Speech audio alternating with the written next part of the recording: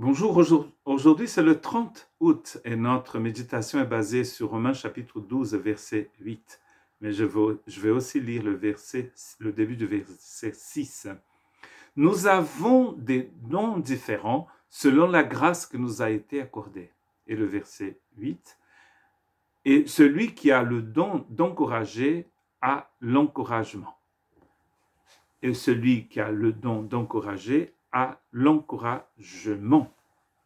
Donc, nous avons vu que Dieu, dans sa grâce, nous a donné le don de prophétie, celui du service, de l'enseignement et maintenant de l'encouragement ou de l'exhortation. La vie chrétienne n'est pas un fleuve tranquille. Vous le savez déjà, j'imagine. Et nous avons besoin, dans le corps du Christ, des personnes qui ont la capacité d'encourager les autres à aller de l'avant. Car pour trouver des personnes qui vont vous décourager à ne pas aller de l'avant, ça, c'est pas très difficile. D'ailleurs, les médias, peut-être même à l'école, au boulot, on va toujours tomber sur des personnes qui vont essayer de nous décourager à aller de l'avant. C'est comme si nous étions à jouer un match dans un stade vide.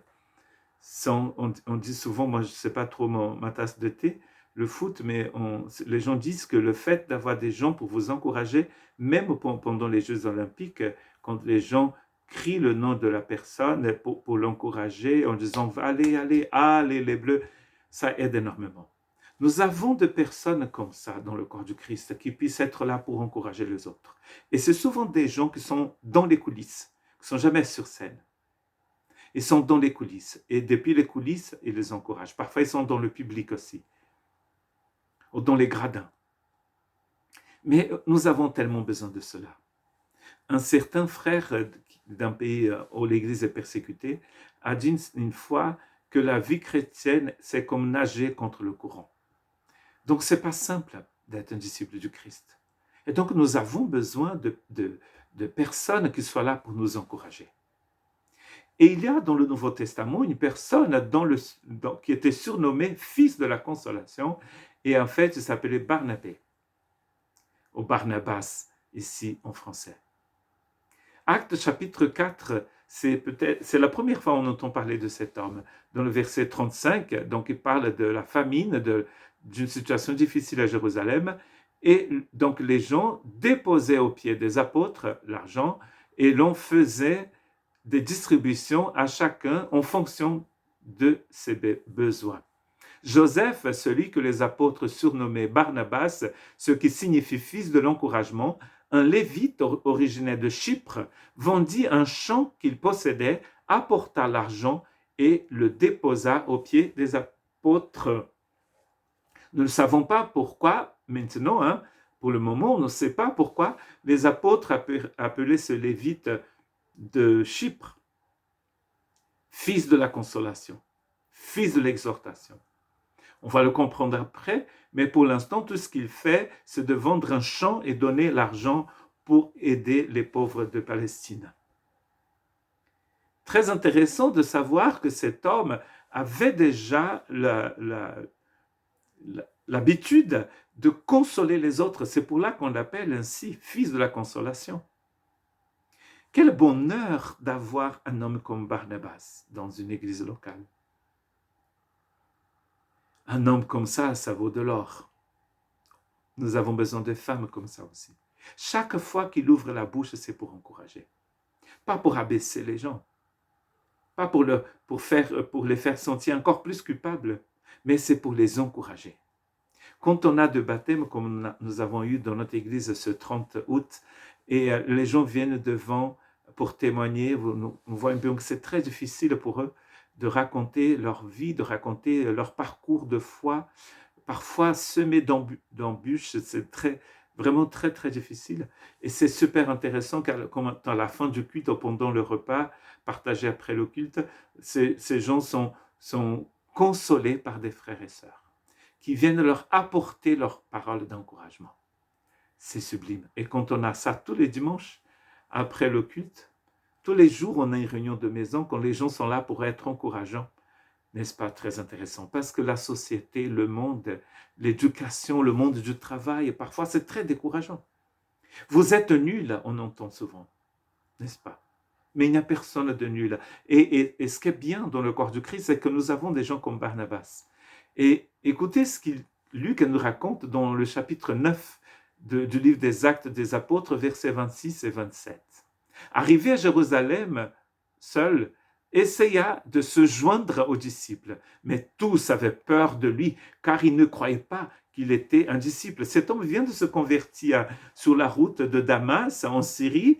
Il passe quelque temps à Damas à prêcher, après on doit le faire passer par-dessus les remparts de la ville, parce qu'il ne peut pas passer par les portes.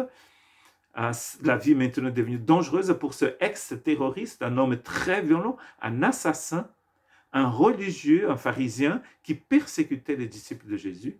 Il vient à Jérusalem, mais les apôtres et les disciples ont peur de lui. Ils avaient peut-être raison.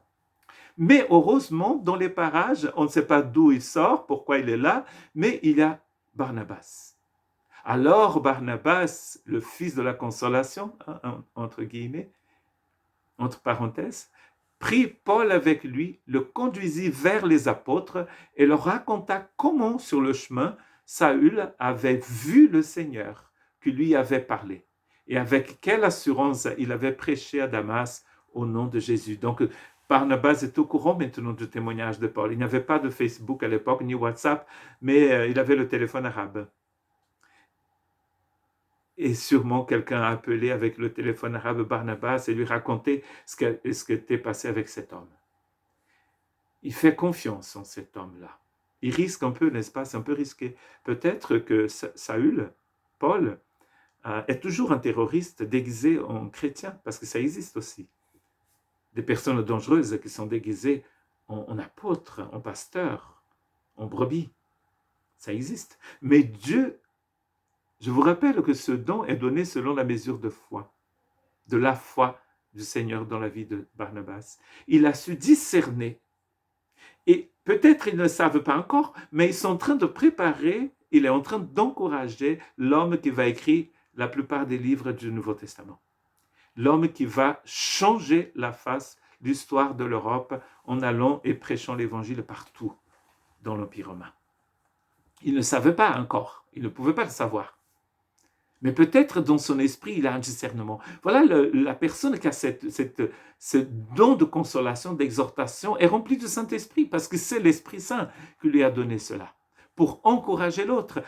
C'est comme ça que des personnes comme Billy Graham sont devenues Billy Graham. Dans les années 90, quand je travaillais dans la croisade de Billy Graham en Allemagne, j'ai eu la joie de rencontrer, d'ailleurs dans les toilettes, le monsieur qui était dès le départ avec Billy Graham, qui portait ses valises et qui était un encouragement pour lui. J'ai oublié encore le nom de ce homme. Tout le monde connaît Billy Graham, mais personne ne se souvient de ce monsieur qui portait des valises pour Billy Graham au départ, qui l'exhortait, qui le consolait. Que nous puissions être des Barnabas dans notre monde d'aujourd'hui, des personnes qui vont toujours être dans les coulisses, mais qui vont œuvrer pour la gloire de Dieu en exhortant d'autres, en consolant d'autres, en les encourageant. Que Dieu vous bénisse.